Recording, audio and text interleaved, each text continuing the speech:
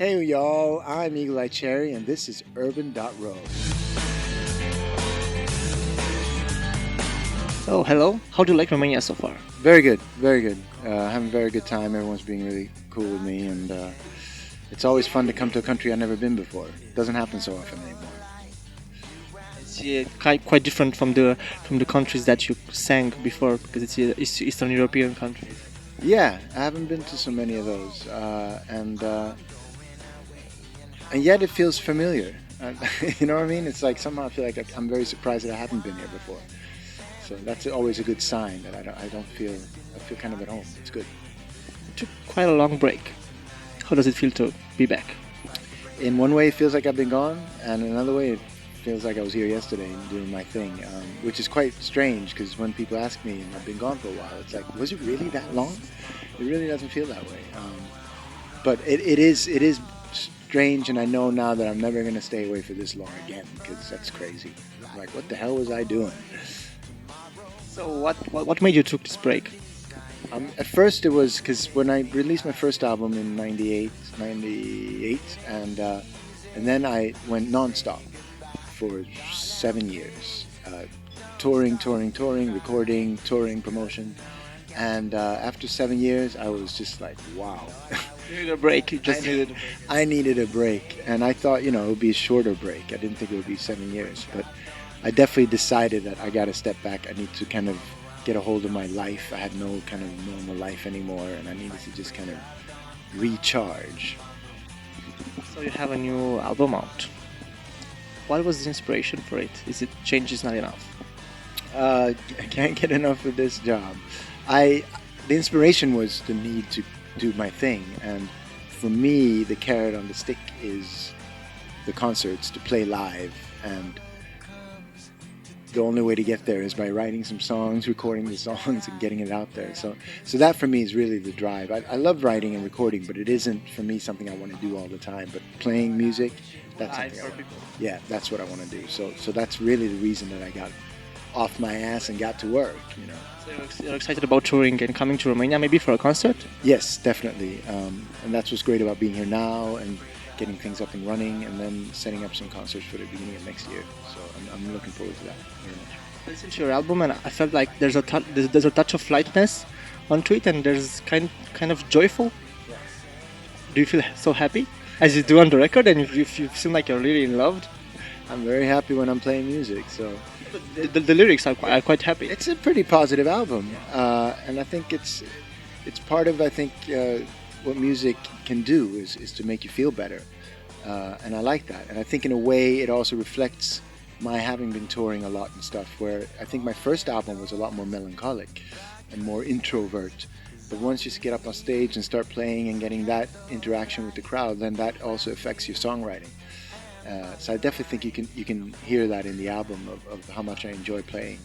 It's maybe the fact that you're more okay with yourself now as an artist and as a human being.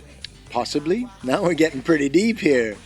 My God, I never thought about that. But in a way, yeah. I think probably I was more questioning when I made my first album and trying to find the answers to things. And now I'm probably more content with the way things are, and also knowing what I love to do and knowing what my life is looking like and what I'm going to be doing, which is a nice thing. And not everybody can say that.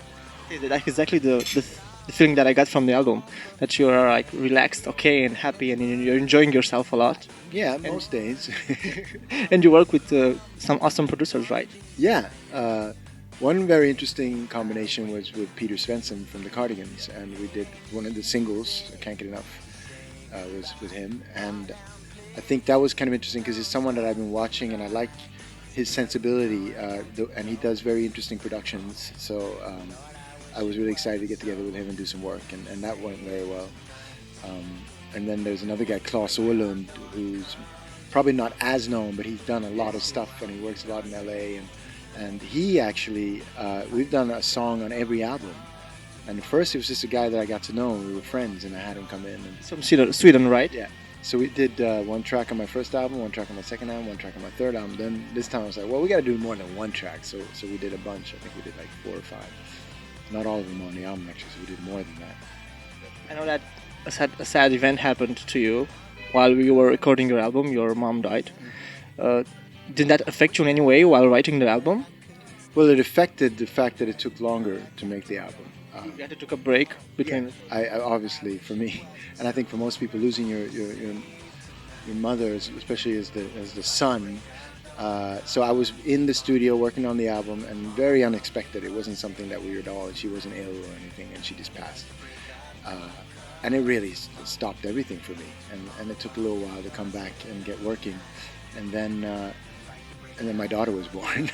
So then again, I had to take a break. I really wanted to be part of her life that first year, and so I decided to take a break. So that is part of also why it took so long to come with the album. But with the songs, most of the stuff was actually written before. But I heard that it was some kind of demos that you worked on. yeah, so the songs most of them were written, and then it was kind of like coming out. But what's interesting is for example, a song called "Your Hero," which is the second song on the album. Lyrically was written, but I sang it in the studio after my daughter was born, and suddenly when I'm singing it, the song was written with a kind of a relationship or a woman in mind, but when I was singing it, suddenly the chorus was just for my daughter, and the words got a completely different meaning, which is very cool. And then there's a song "Alone," which talks a lot about, it's a little bit about losing or dealing with death, but also about when you're questioning friendship and life, and then saying that, I'll always be here, and it could be someone speaking from heaven, or it could be your best friend, but you'll never be alone for another day. So in that way, I think these events in my life did find their way into the album. You performed at the Voice of Romania last night. Yeah. How was that? It was cool. I mean, it was a long show. It's not so often that you're on a 4-hour show, but it was really cool. But I've never sang in front of judges before. I was very, very thankful that they weren't going to be judging me, because I probably got kicked off the show. But it was a lot of talented people. I was very impressed. Very impressed. Would you, if you were to start again, would you launch your career like that through a singing competition? Did you try it when you? Thankfully, I don't have to go down that road. I would rather. Do it again. If I had to start over again and it was the only way, yeah, I would have get my ass up there. But I would love to not have to do that. I mean, a big part of what I did, because I was around the music scene way before I got into it. First of all, through my father, who was a jazz musician, and my sister, who then had a massive hit 10 years before I started. And I got to see the business from the inside out. And one of the main things I learned was take your time. Don't rush into this, because the music industry is there, but you only have the one chance at a first impression. And that allowed me to make choices. And one was I went back to Stockholm. I lived in New York, and I chose to sign to a very small label.